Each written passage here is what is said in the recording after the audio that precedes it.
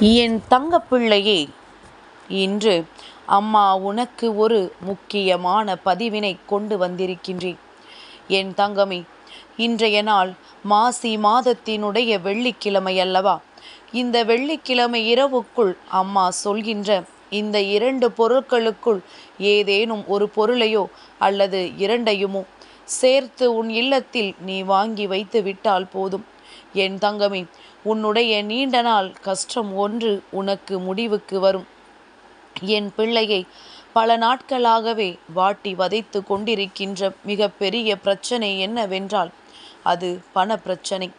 என் குழந்தைக்கு கஷ்டம் என்பது எப்பொழுதுமே அதிகமாக வாழ்க்கையில் இருந்து கொண்டிருக்கின்றது.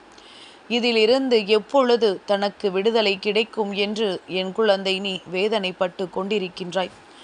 இல்லத்தில் பணம் பெருக வேண்டுமே, அதற்கு ஏதேனும் ஒரு வழியை காண்பித்து விடு தாயே என்று என் பிள்ளை என் முன்னால் கேட்டு நின்று கொண்டிருந்தாயல்லவா? அம்மா, கடன் தொல்லை அதிகமாக இருக்கின்றது என்கின்றாய். என் தங்கமே, இது போன்ற சில பொருட்கள் உன்னுடைய இல்லத்தில் இருக்கும் பொழுது அங்கே பணவரவு அதிகரிக்கும். பணத்தினை உன்னுடைய இல்லத்திற்கு ஈர்த்து வரக்கூடிய சக்தி இந்த 2 பொருட்களுக்குமே உண்டு.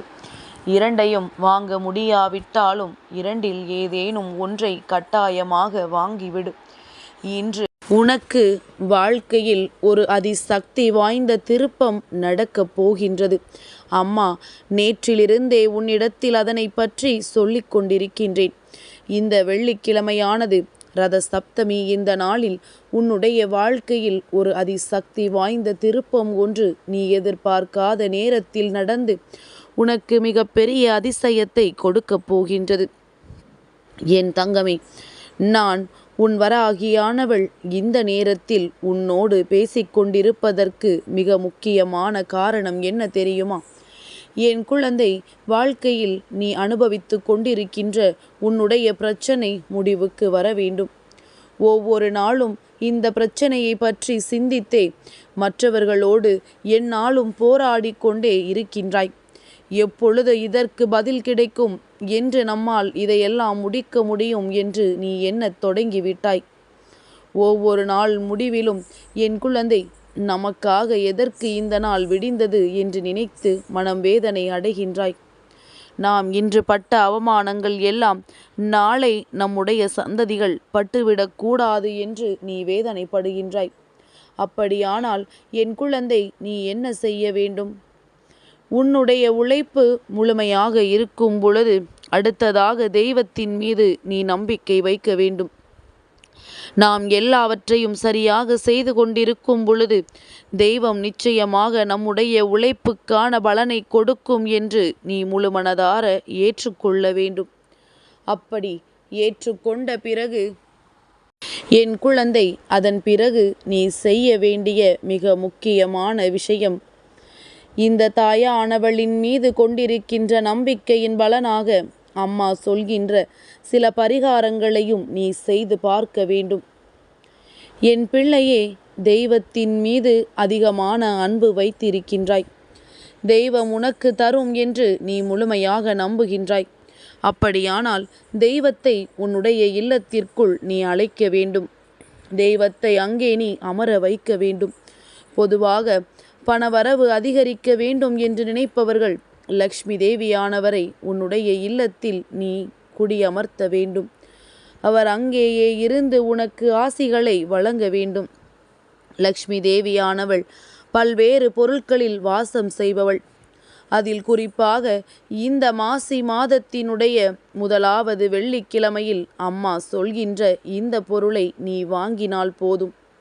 என் தங்கமே, லக்ஷ்மி தாயானவள் உன்னுடைய இல்லத்திற்குள் நிச்சயமாக வருவதோடு மட்டுமல்லாமல் உன்னுடைய பிரச்சனைகளையும் தீர்த்து கொடுப்பாள்.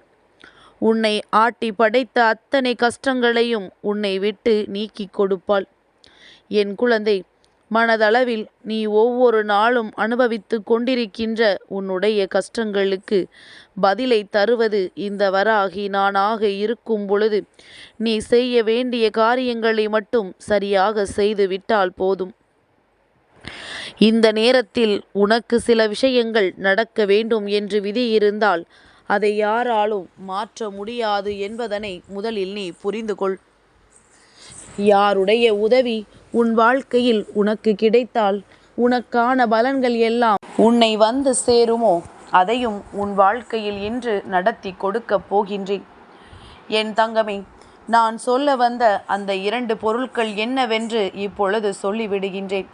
மாலை நேரத்தில் வாங்குவதுதான் சரியாக இருக்கும்.